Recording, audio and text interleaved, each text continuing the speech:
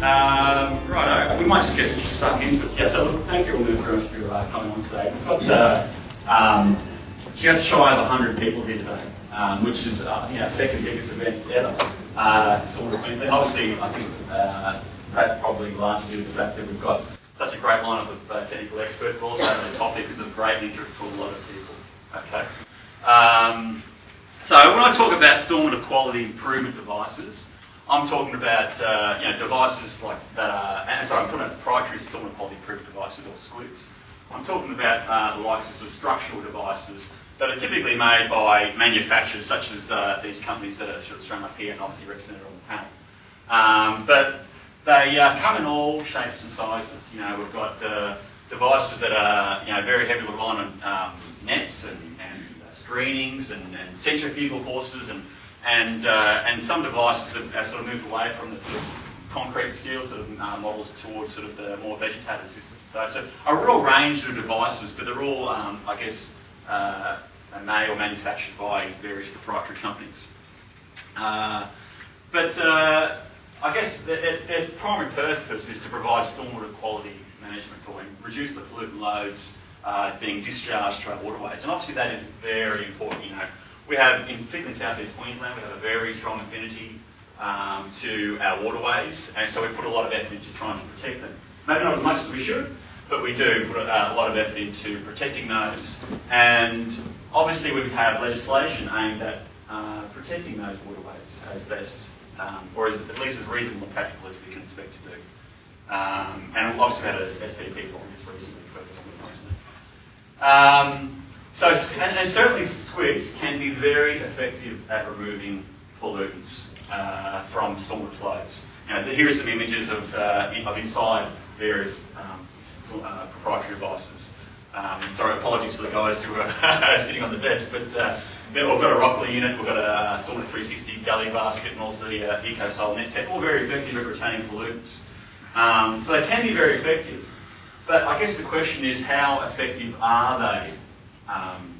What sort of level of what level of treatment can we expect them to provide in the real world, which with varying maintenance regimes, etc., different climatic conditions, etc. There isn't much. In terms of guidance in relation to how effectively we expect these devices to operate, the original Brisbane City Council subdivision and development guidelines provided some advice.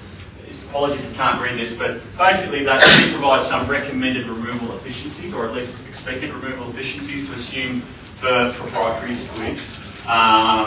And that was back in 2000, so that was essentially saying we expect them to provide some level of nutrient removal and TSS removal, and are pretty effective at removing litter and gross pollutants.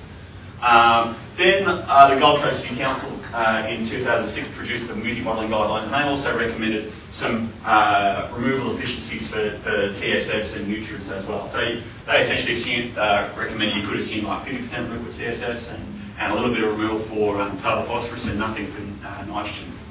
And also provided some guidance in relation to say, if you want to assume a higher rate of removal, there's a few things that the proprietary, or there's a bit of supporting evidence you need to provide.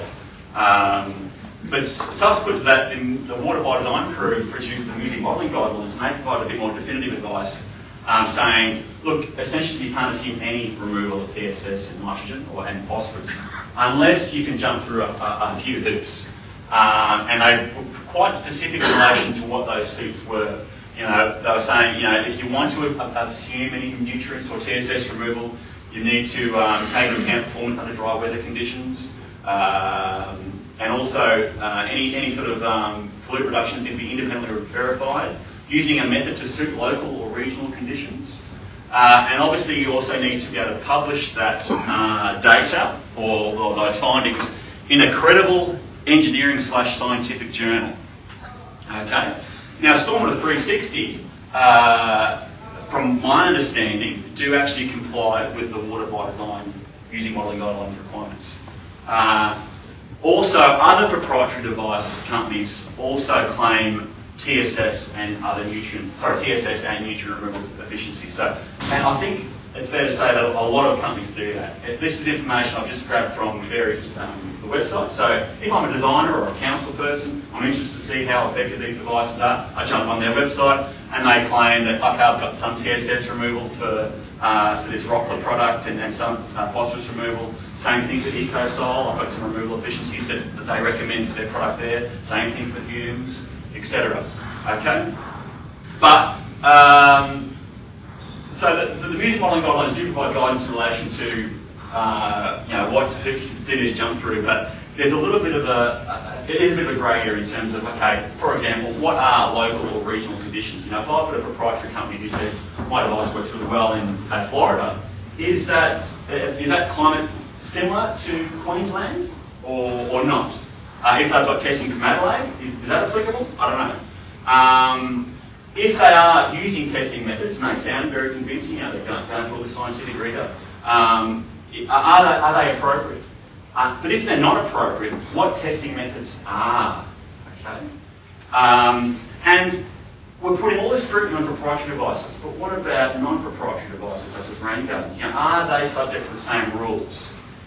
So Stormwater Australia has sort of taken the leadership in this area and are committed to developing a national testing protocol for stormwater quality improvement devices. But I think it's fair to say that the progress has been slow. It is a difficult topic, there's a lot of interested parties, but we are making movements in relation to developing that testing protocol. So there's a lot of question marks.